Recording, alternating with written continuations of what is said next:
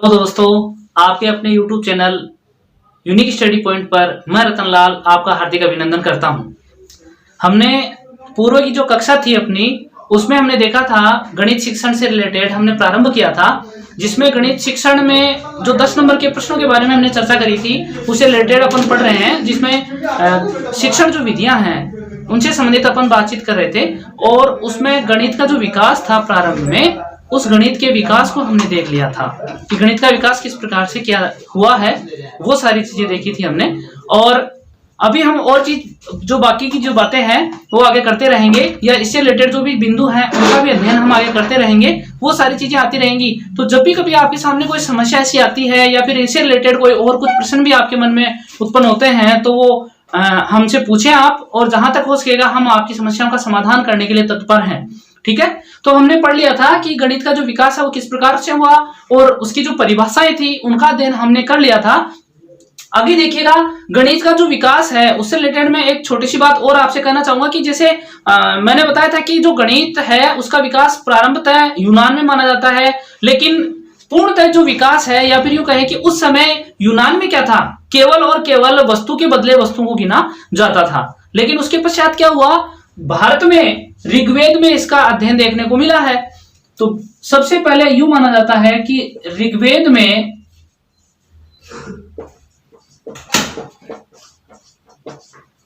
में गणित का जो अध्ययन है वो देखने को मिला। और इसमें अपने को क्या देखने को मिला, देखिएगा गणित में 1 से लेकर के और 9 तक की जो गणनात्मक अंक हैं उनका अध्ययन या फिर उनका जो विकास है वो किस प्रकार से हुआ वो अपने को देखने को मिला। और उनको क्या कहा गया, उनको कहा गया प्राकृत संख्याएं। जैसा कि आप सामान्य जो गणित है उसमें अध्ययन करते हैं, प्राकृत संख्याएं उनको कहा गया। फिर उसके पश्चात हमारे एक मनोवैज्ञानिक कहें या फिर गणितज्ञ कहें, उन्होंने जीरो का आविष्कार किया।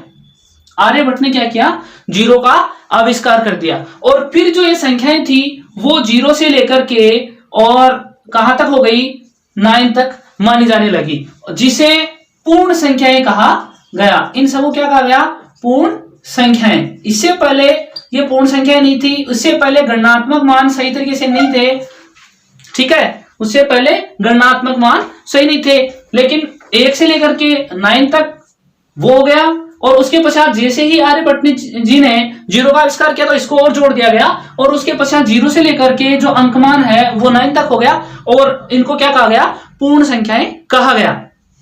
फिर देखिएगा ये जो पूर्ण संख्याएं थी, अब हुआ क्या कि जैसे ये जो संपूर्ण जो गणितीय जो गणनाएं थी या गणितीय जो मान थे वो कहां हुए, भारत में हुए। और भारत कैसा राष्ट्र है, हिंदुस्तान, और हिंदुस्तान में इसका आविष्कार हुआ। और फिर ये धीरे धीरे क्या हुआ, जो अरबी देश हैं, अरबी देश, उनकी ओर इसका विकास होते चला गया। इसलिए इनको हम जो गणनात्मक मान 0 से लेकर के, इनको जैसे कि 0 से लेकर के और 9 तक की जो संख्याएं से आगे की जो गणनात्मक मान बने हैं अब तक जो हम अध्ययन कर रहे हैं, वो सारी चीजें इनको क्या कहा जाने लगा, हिंदू अरेबिक भाषा, हिंदू अरेबिक भाषा इसे कहा जाने लगा, या फिर यूं कहें कि हिंदू अरेबिक गणनात्मक मान इसे कहा जाने लगा। ठीक है, ये थी पूर्व की बातें कि गणित का विकास किस प्रकार से हुआ, यूनान में हुआ था। उसके पश्चात हमने देखा है कि और किस प्रकार से इसका विकास हुआ है। आगे की चीजें अपन देखते हैं, और सबसे पहले अपन देखते हैं गणित की क्या विशेषताएं हैं, तो उन विशेषताओं का अध्ययन अब अपन करते हैं। देखिएगा गणित की क्या क्या विशेषताएं हैं, हम रोज पढ़ते आए हैं कि गणित एक ऐसी भाषा जिसे कह सकते हैं कि जिसके माध्यम से हम दैनिक जीवन से रिलेटेड या फिर किसी भी प्रकार का, या मैंने पूर्व में भी कहा है कि गणित एक ऐसा विषय है जिसका हर क्षेत्र में अध्ययन आवश्यक है, उसके बिना अध्ययन संभव नहीं है। तो सबसे पहले देखते हैं अपन गणित की विशेषताएं। गणित की विशेषताएं, और गणित की विशेषताओं की अगर हम बात करें तो यूं कहा जा सकता है, हाँ, तो हम बात कर रहे थे गणित की विशेषताओं की, और गणित की क्या क्या विशेषताएं हैं, सामान्यतः कौन कौन सी विशेषताएं गणित विषय में पाई जाती हैं, वो देखिएगा। सबसे पहले ये देखते हैं कि गणित की जो भाषा है वो कैसी है, अंतरराष्ट्रीय है। अलग अलग जो राष्ट्र हैं उनमें अलग अलग भाषाएं बोली जाती हैं, लेकिन गणित एक ऐसा विषय है जिसमें चाहे किसी भी राष्ट्र में अपन रहें, लेकिन वहां की जो गणित की जो भाषा है वो सभी देशों में कैसे रहेगी, एक समान रहेगी। तो पहले जो विशेषता है वो क्या है, गणित की भाषा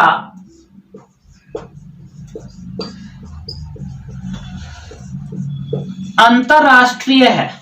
अंतरराष्ट्रीय है, गणित की भाषा कैसी है, अंतरराष्ट्रीय है। कैसे है अंतरराष्ट्रीय, जैसे मान लीजिए किसी भी देश की अगर अपन बात करें तो वहां पर अगर ये जोड़ का चिन्ह है, ये प्लस का है, ये एडिशन है, तो हर जगह चाहे किसी भी देश में रहें अपन ये क्या रहेगा, एडिशन ही रहेगा, कोई चेंज इसमें नहीं आने वाला है। अगर हम बात करें माइनस की करें, मल्टीप्लिकेशन की करें, डिविडेशन की करें, किसी की भी बात करें अपन, सब जगह एक ही चिन्ह रहने वाला है और सबका मान एक जैसा ही आने वाला है। चाहे अपन यहाँ इंडिया की बात करें, अमेरिका की बात करें, ब्रिटेन की बात करें, कहीं की भी बात करो आप, लेकिन भाषा कैसी रहेगी, हर राष्ट्र में एक जैसी ही रहेगी।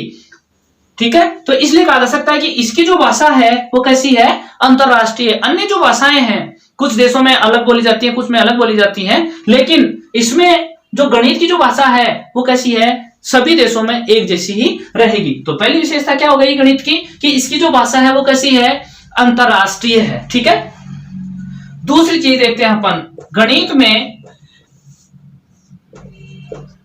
में संख्याओं, स्थान एवं मापन का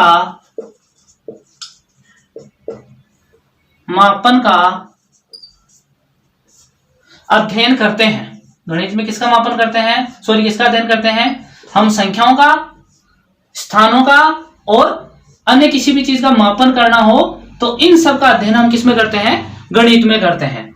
तीसरी विशेषता की अगर हम बात करते हैं तो गणित के माध्यम से क्या किया जाता है, गणित के माध्यम से अलग अलग एक प्रकार से यूं कहें कि इनका हम आगे वीडियो में भी अध्ययन करेंगे, जैसे कि आगमन है, निगमन है तथा अमूर्त क्रियाएं हैं। अमूर्त क्रियाएं हैं, इन सब का हम अध्ययन किसमें करते हैं, गणित में करते हैं। तो देखिएगा गणित का अध्ययन आगमन, निगमन, गणित का अध्ययन आगमन, निगमन तथा अमूर्त क्रियाओं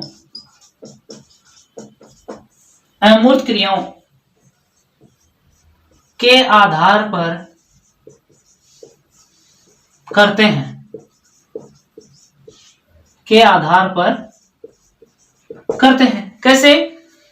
कैसे गणित का अध्ययन कैसे करते हैं, आगमन, निगमन और अमूर्त क्रियाएं। कैसे होंगी अमूर्त क्रियाएं, वो देखिएगा। अमूर्त क्रियाएं किस प्रकार से होंगी, एक चीज मैंने लिखी है आगमन। आगमन का मतलब क्या होता है, आगमन का मतलब होता है व्यक्ति कुछ भी सीखता है, अपने अनुभव के आधार पर समस्याओं का समाधान कर लेता है। व्यक्ति क्या करता है, आगमन क्या चीज है, अपने अनुभव के आधार पर समस्याओं का समाधान करना, वो क्या चीज होती है, आगमन है। दूसरी चीज यहां पर लिखा है मैंने निगमन। निगमन क्या है, निगमन का मतलब किसी दूसरे व्यक्ति ने कुछ बताया हो, और उसके आधार पर अगर आप समस्याओं का समाधान कर रहे होते हैं तो इसको क्या कहते हैं, निगमन कहते हैं। आगमन का मतलब होता है आपने अनुभव प्राप्त किया और उसके आधार पर समस्याओं का समाधान किया। निगमन का मतलब होता है कोई नियम आपको बता दिया गया और उस नियम की सहायता से आप समस्या का समाधान करते हैं, उसको क्या कहा जाता है, निगमन कहा जाता है। फिर आता है अमूर्त क्रियाएं। अमूर्त क्रियाओं का मतलब ये होता है, मैंने पूर्व में बता चुका हूं मैं ये चीज, कि अमूर्त क्रियाएं क्या होती है कि इसमें किसी भी संक्रिया का अपन अध्ययन करते हैं तो उसमें कोई भी मान या फिर यूं कहें कि कोई भी जो चीजें हैं वो अपने सामने वास्तविक रूप से उसकी कोई आकृति, कोई प्रकार उसके सामने अपने सामने नहीं होता। जैसे कि क्षेत्रफल, मैंने पूर्व में बताया था, क्षेत्रफल हो, परिमाप हो, ये सब क्या है, ये अमूर्त हैं। इनका कोई निश्चित आकार नहीं है, कोई विशेष स्थिति इनकी नहीं है, कोई इनका हम अनुभव नहीं कर सकते, छू नहीं सकते, टच इनको नहीं कर सकते। तो ये क्या चीजें होती हैं, अमूर्त। तो ये सब गणित में क्या है, हम पूर्व के जो हमने कुछ सीखा और अनुभव के आधार पर समस्या का समाधान करते हैं। कोई दूसरे व्यक्ति ने नियम बताया, उस नियम की सहायता से हम पढ़ सकते हैं, या फिर अमूर्त जो चीजें होती हैं उनके माध्यम से हम अध्ययन करते हैं। तो तीसरी अपनी क्या विशेषता हो गई, गणित का अध्ययन आगमन, निगमन और अमूर्त क्रियाओं के आधार पर किया जाता है।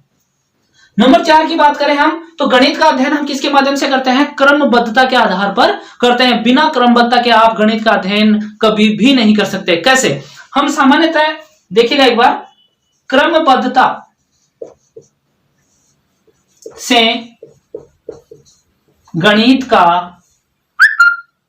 से गणित का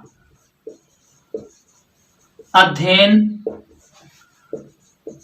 किया जाता है या करते हैं, किया जाता है। अब कैसे है वो देखिएगा।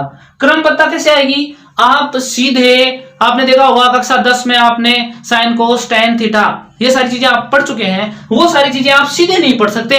उनको पढ़ने के लिए, वहां तक पहुंचने के लिए आपको सबसे पहले क्या करना पड़ेगा, जोड़, बाकी, गुणा और भाग, ये जो 4 चीजें हैं इनको निश्चित रूप से पूर्व में सीखना होगा। या फिर कोई भी आगे चीजें अपन पढ़ते रहते हैं, उन सब चीजों को पढ़ने के लिए सबसे पहले अपन को क्या करना पड़ेगा, इन चीजों को सीखना आवश्यक है। और इन चीजों को सीखने के पश्चात ही हम धीरे धीरे आगे की ओर, चाहे आप प्रतिशत की बात करें, ब्याज की बात करें, या अन्य किसी भी गणनात्मक क्रिया की बात करें, संक्रिया की बात करें, वो सारी चीजें किसके माध्यम से होगी, इनको सबसे पहले इनको सीखेंगे। और इनको सीखने के लिए सबसे पहले अपन को किसकी आवश्यकता होगी, अपने को किसकी आवश्यकता होगी, गिनती की आवश्यकता होगी, गणनात्मक जो अंक है उनकी आवश्यकता होगी। इनको सीखने के पश्चात ही हम क्या करते हैं आगे। फिर पहले हमने जोड़ सीखा, उसके बाद बाकी हमने सीखा, फिर गुणा, फिर भाग, फिर आगे जितनी भी जो अलग अलग संक्रियाएं हैं, जो जटिलता लिए हुए संक्रियाएं हैं, वो धीरे धीरे हम क्या करते जाते हैं, सीखते चले जाते हैं। तो ये मैंने कहा है कि इसमें क्या होती है, क्रमबद्धता पाई जाती है। इसके पश्चात नेक्स्ट है नंबर 5, गणित में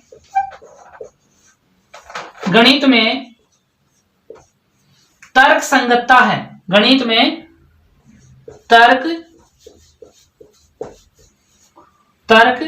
संगतता है। तर्क संगतता क्या है, तर्क संगत कैसे है, मतलब गणित में आप सीधा ये नहीं कह सकते कि ये ऐसे होता है या इस प्रकार से होता होगा नहीं। गणित ये कहती है कि ऐसा होगा या फिर नहीं होगा। 2 और 2 ऐसे कभी भी नहीं कहा जा सकता कि 2 और 2 5 हो सकते हैं या होते होंगे, ये कभी भी नहीं कहा जा सकता। स्पष्ट रूप से कहा जाता है या तो 2 और 2 4 होंगे या फिर नहीं होंगे। इसलिए इस चीज को क्या कहा जाता है, तर्क संगतता, यानी तर्क के आधार पर गणित विषय क्या करती है, बात करती है। तर्क के आधार पर गणित क्या करती है, बात करती है कि ऐसी कोई चीजें हैं वो इस आधार पर ही होंगी, अन्यथा नहीं होंगी। इस चीज को क्या कहा जाता है, तर्क संगतता कहा जाता है। तो देखिएगा, हमने गणित की जो विशेषताएं थी उनका अध्ययन हमने कर लिया है, ठीक है।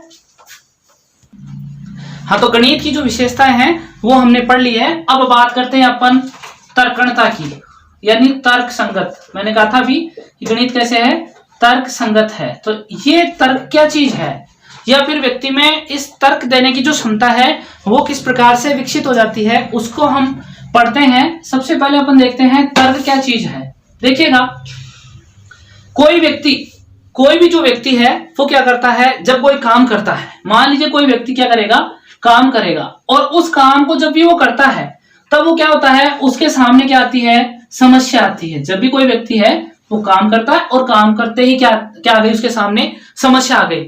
लेकिन जब समस्या आई तो निश्चित रूप से उस समस्या के समाधान हेतु, इसके समाधान के लिए क्या करता है, वो कुछ सोच विचार करता है, सोच विचार करता है। और सोच विचार को क्या कहा जाता है, चिंतन कहा जाता है। आप क्या कह सकते हैं, उसको चिंतन कह सकते हैं। यानी जब भी व्यक्ति के सामने कोई समस्या आई और उस समस्या के समाधान किस प्रकार से करे, उसको क्या कहा जाएगा, चिंतन कहा जाएगा। तो यूं कहा जा सकता है कि और चिंतन इस प्रकार से करेगा कि उसकी समस्या बहुत जल्दी क्या हो जाए, समाप्त हो जाए, या फिर उस समस्या का जल्दी से जल्दी शीघ्रता से, सरलता से क्या हो जाए, समाधान हो जाए। इसको क्या करेगा, वो चिंतन करेगा। और चिंतन का उच्चतम स्तर, तो यूं कहा जा सकता है कि चिंतन का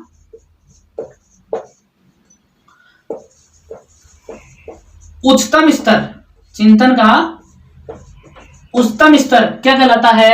तर्क कहलाता है। क्या कहलाता है?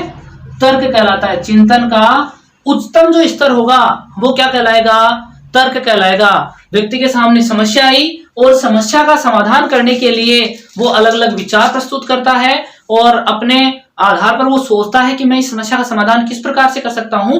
तो जो समाधान जो सोचता है उसको क्या कहते हैं? चिंतन करना कहते हैं। और उस चिंतन का जो अधिकतम स्तर है कि इसके पश्चात वो और चिंतन नहीं कर सकता, इसका मतलब वो अब क्या करेगा? अपना तर्क प्रस्तुत करेगा।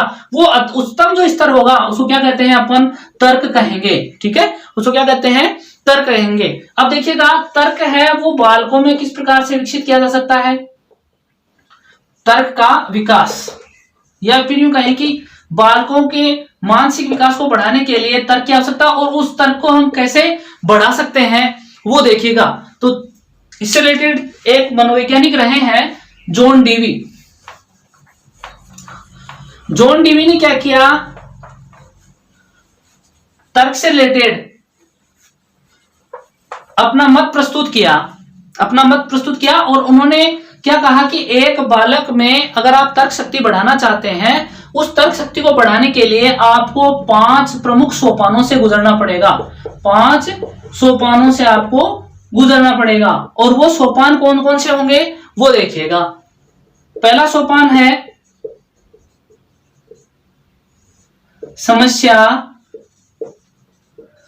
प्रस्तुत करना। समस्या प्रस्तुत करना, बिंदु 2 आता है। दूसरा पद कौन सा है? दूसरा सोपान कौन सा है? समस्या का चयन। नंबर 3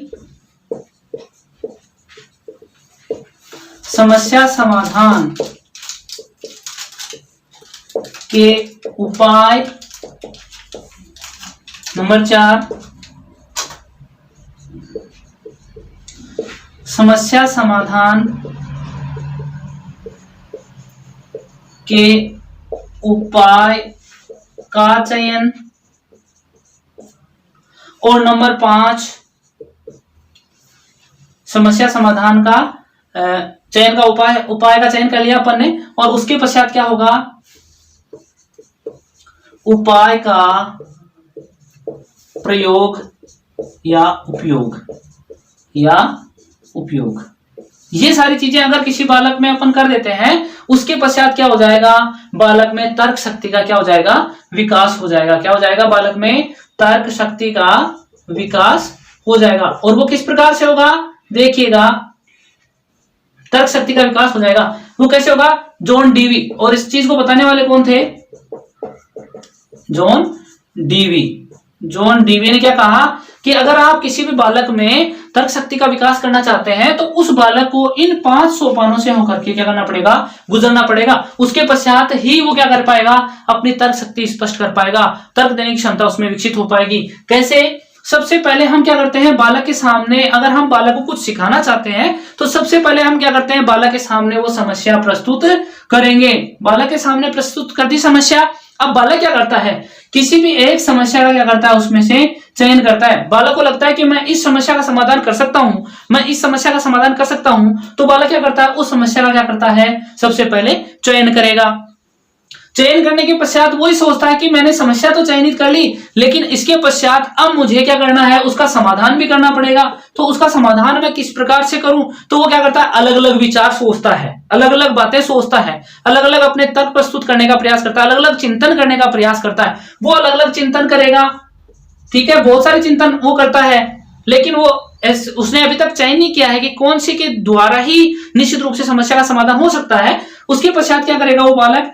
जो चिंतन उसने किया था उपायों का, उसमें से किसी एक जो उसको बहुत अच्छा लगता है कि इसके माध्यम से हम सरलता से समस्या का समाधान कर सकते हैं, उसका क्या करता है? वो चयन करता है। उस उपाय का क्या करता है? चयन करता है, उस उपाय को चुनता है। उसके पश्चात जो उपाय अपन ने चुने हैं उसका अपनी समस्या समाधान में क्या करता है? वो प्रयोग करके देखता है। और इस प्रकार से बालक क्या करता है?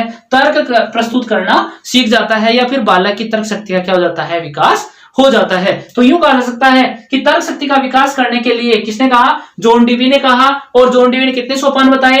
5 सोपान बताए हैं। ठीक है, अब पिछले बिंदु की अगर अपन बात करते हैं, एक बार एक परीक्षा में प्रश्न पूछा गया था कि विश्व में सबसे ज्यादा बोली जाने वाली भाषा कौन सी है, या सबसे ज्यादा प्रयोग में ली जाने वाली भाषा कौन सी है।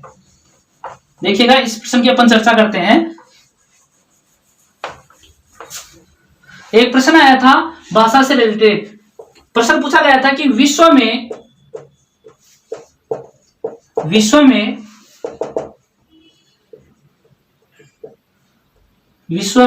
सबसे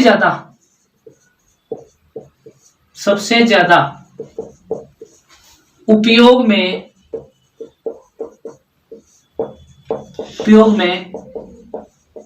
कौन सी भाषा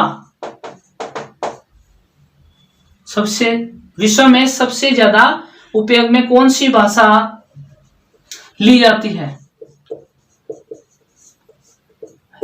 है।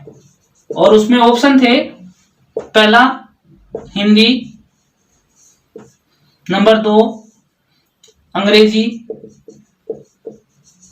नंबर 3 गणित और नंबर 4 चीनी। ये चारों ऑप्शन आए थे। सिंपल सा एक प्रश्न था कि सबसे ज्यादा उपयोग में ली जाने वाली भाषा कौन सी है। मैंने अभी कहा था थोड़ी देर पहले कि गणित भी एक प्रकार की भाषा है जो अंतरराष्ट्रीय भाषा और जो सब जगह उसका प्रभाव है या फिर एक जैसी ही रहती है, उसका कोई परिवर्तन नहीं है, अलग अलग भाषाएं हैं, लेकिन गणित एक ऐसी भाषा है जो सब जगह एक जैसी है।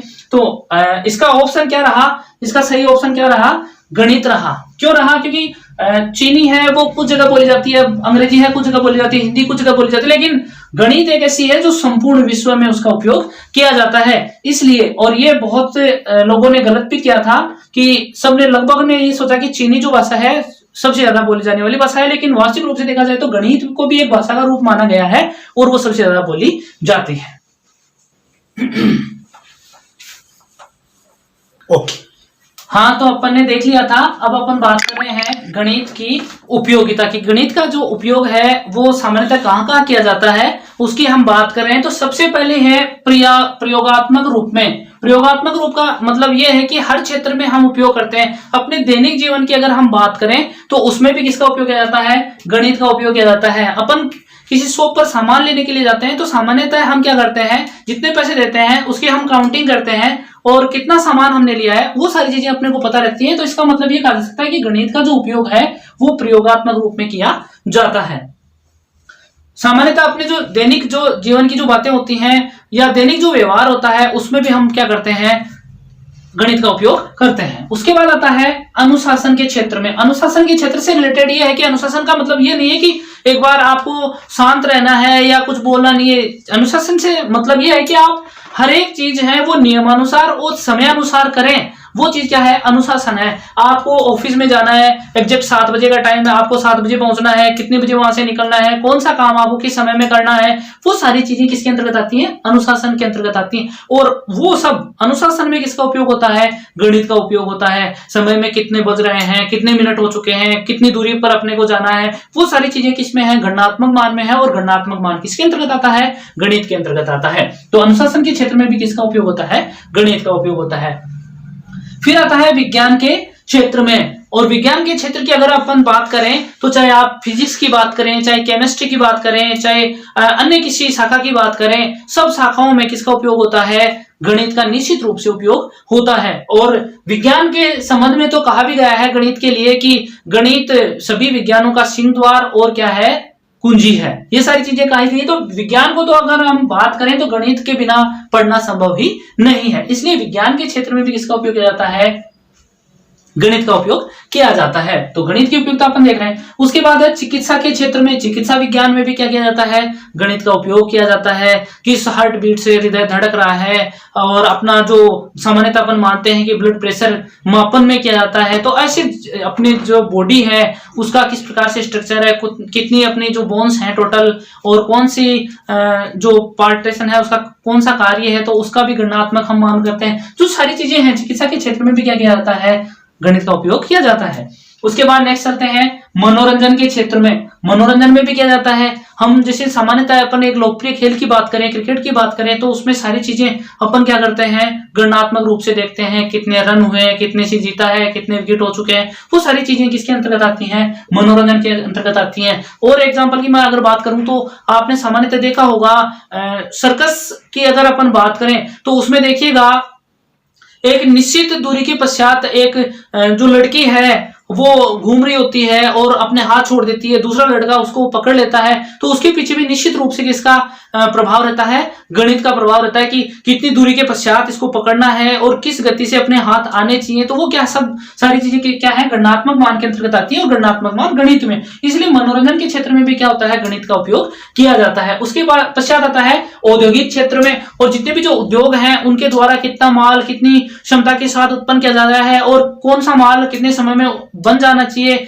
उनकी संख्या कितनी होगी, वो सारी चीजें भी गणनात्मक रूप से देखी जाती हैं और वो भी उनका उपयोग कहाँ किया जाता है, औद्योगिक क्षेत्र में किया जाता है। उसके पश्चात है कला एवं शिल्प के क्षेत्र में। कला महल किस प्रकार से बनना था, कितनी उसकी ऊंचाई होनी थी, कितने कमरे उसमें बनने थे। एक फ्लाईओवर की अगर अपन बात करते हैं वो भी एक प्रकार से शिल्प ही है, कला ही है कि किस प्रकार से उसको बनाया जाना है और कितनी उसकी ऊंचाई होनी चाहिए, कितनी क्या अपने को रखना है, वो सारे गणनात्मक मान भी इसके अंतर्गत आते हैं। इसलिए कला और शिल्प के क्षेत्र में भी किसका उपयोग किया जाता है, गणित का उपयोग किया जाता है। ठीक है, ये सारी चीजें देखते हैं। तो गणित की जो उपयोगिता है वो हमने बात करी है प्रयोगात्मक क्षेत्र में, अनुशासन के क्षेत्र में, जो सारी चीजें मैंने आपको बताई हैं वो सब। तो अपने को ये सारी चीजें देखनी है कि गणित का उपयोग कहाँ किया जाता है। ठीक है, अपन ने आज तक देख लिया गणित की उपयोगिता। बाकी आगे जैसे जैसे अपनी क्लासें जारी रहेंगी वैसे वैसे हम और आगे पढ़ते रहेंगे, और कोई भी क्यूरी अगर आपकी होती है तो उससे आप हमें अवगत कराते रहें। जहां तक हो सकेगा हम आपका भरसक प्रयास करेंगे आपकी समस्या समाधान करने का। ठीक है, और अब मैं एक बात आपसे कहना चाहूंगा कि हमारा जो चैनल है वो आपके सहयोग से ही बन रहा है, तो आप सब अपने हैं, इसलिए ऐसा करते हैं। आप ऐसा कीजिए कि इस चैनल को ज्यादा से ज्यादा सब्सक्राइब कीजिएगा, अपने जो साथी हैं उनको शेयर कीजिएगा, और जितना ज्यादा हो सके आप कमेंट कीजिएगा, ताकि आप और हम मिलकर के एक नई ऊंचाई की ओर जा सकें। कोई भी जो दिक्कत आती है वो हम आपकी समस्या, उस दिक्कत का समाधान करने के लिए हम तत्पर हैं। धन्यवाद।